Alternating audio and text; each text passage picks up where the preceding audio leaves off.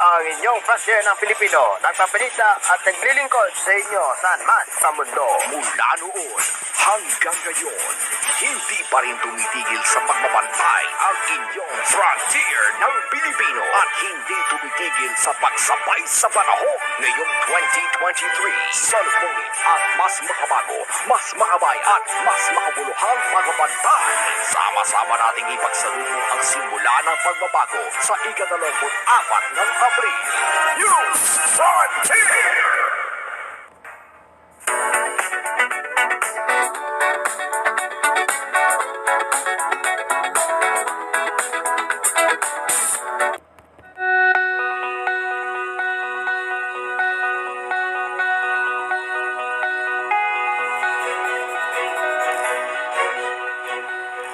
Kamusta po kayo?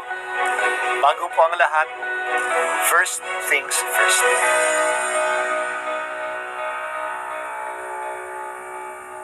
Good morning po. Sinisimulan po natin ngayon ang first things first.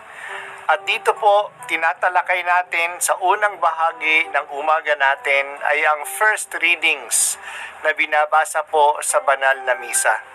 Ito pong tinatalakay natin kasi madalas po kasi marami na tayong alam tungkol sa gospel readings. Pero konti po ang nagsasalita sa first readings. Pero ang first readings, bahagi din po yan ng Biblia, ng banal na kasulatan.